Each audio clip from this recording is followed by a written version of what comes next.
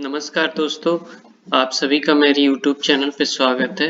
मैं आशा करता हूँ आप सभी अच्छे होंगे। आज हम जानेंगे यूनिक्स ऑपरेटिंग सिस्टम के बारे में। जैसे हमारे लैपटॉप में विंडोज़ एक ऑपरेटिंग सिस्टम है, उसी तरह यूनिक्स ऑपरेटिंग सिस्टम है जो मैक्सिमम सर्वर्स में इंस्टॉल होता है। ठीक है, इसकी कुछ खासियत है क्यों ये सर्वर में इंस्टॉल होता है। ठीक है, इसको हम जानेंगे, इसके फीचर्स क्या है, इसके एडवांटेज क्या है, इसका आर्किटेक्चर क्या है और इसके डिसएडवांटेज क्या है।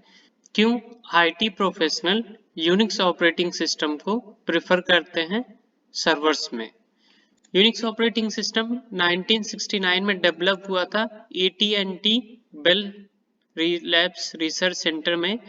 ठीक है, केम थॉमसन, डेनिस रिस्टे और बाकी सारे साइंटिस्ट ने इसको मिलकर डेवलप किया था।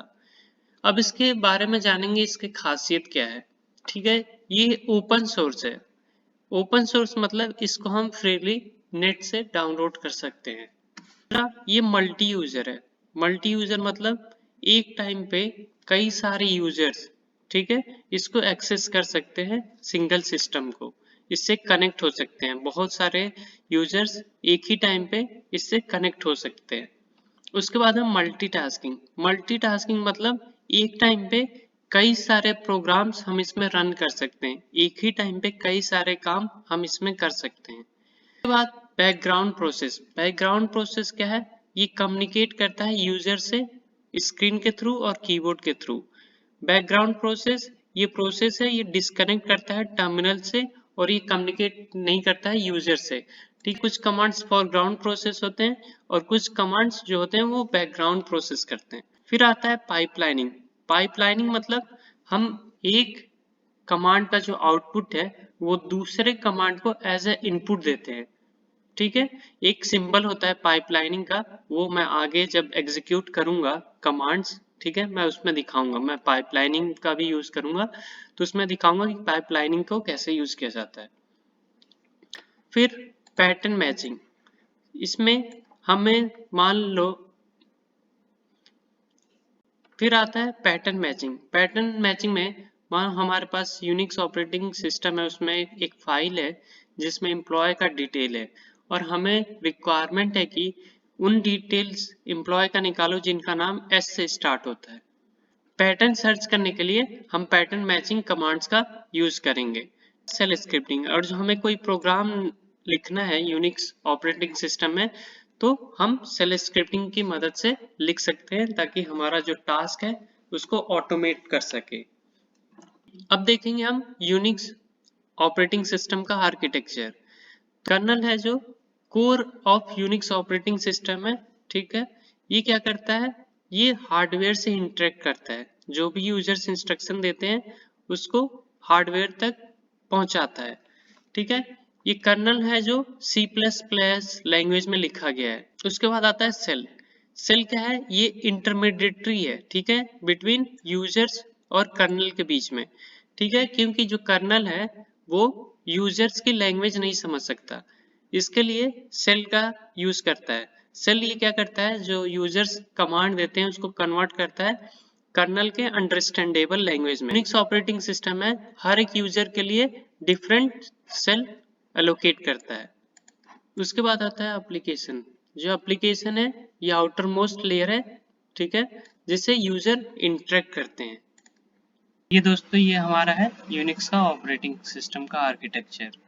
ये जो सबसे बाहर वाला लेयर है उसको एप्लीकेशन लेयर कहते हैं, जिससे यूजर इंटरेक्ट करते हैं। सेल लेयर क्या करता है? जो यूजर इंस्ट्रक्शंस देते हैं उसको कर्नल के अंडरस्टैंडेबल लैंग्वेज में कन्वर्ट कर देता है। ठीक है, फिर आता है कर्नल। ये हार्डवेयर को, ठीक है, इंस्ट्रक्शन देता है कोई पर्टिकुलर टास्क परफॉर्म करने के लिए। उसके बाद आता है हार्डवेयर। सो हार्डवेयर से, ठीक है, जो कर्नल कमांड दिया रहता है उसको हार्डवेयर परफॉर्म कर। डिफरेंट यूजर्स हैं, ठीक है, जो इंटरेक्ट कर रहे हैं कर्नल से, और सेल ने डिफरेंट सेल एलोकेट कर दिए इन लोगों को, ताकि, ठीक है, जो भी एग्जीक्यूट करे कमांड वो ये जो कर्नल के अंडरस्टैंडेबल लैंग्वेज में कन्वर्ट कर दे सेल। अब आता है क्या है एडवांटेज है यूनिक्स ऑपरेटिंग सिस्टम के। तो ये रोबस्ट है, ये स्केलेबल है, ये रिलायबल है, ये सिक्योर्ड ऑपरेटिंग सिस्टम है, क्योंकि ये पूरा कमांड बेस्ड है। इसलिए सिक्योर ऑपरेटिंग सिस्टम है। इसकी डिसएडवांटेज क्या है? ये कमांड ओरिएंटेड ऑपरेटिंग सिस्टम है और जो हमें यूनिक्स ऑपरेटिंग सिस्टम में एक फोल्डर से दूसरे फोल्डर मतलब एक डायरेक्टरी से दूसरे डायरेक्टरी में भी जाना है तो उसके लिए हमें कमांड देना पड़ेगा। उसको फोल्डर नहीं कहते हैं हम, यूनिक्स के टर्म में उसको डायरेक्टरी कहते हैं।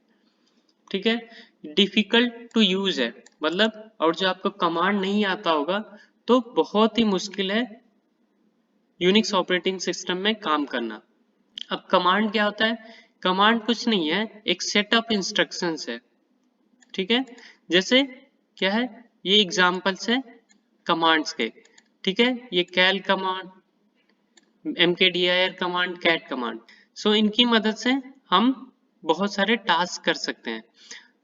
बहुत सारे और भी कमांड्स है दोस्तों, एक एक करके आने वाले वीडियो में हम उसको भी कवर करेंगे और इसका सारे कमांड्स का प्रैक्टिकल भी देखेंगे ऑप्शंस के साथ कि हमें क्या आउटपुट देंगे और जो हम ऑप्शंस यूज करेंगे। तो दोस्तों, वीडियो अच्छा लगा हो तो लाइक करें, कमेंट करें और चैनल को प्लीज सब्सक्राइब करें।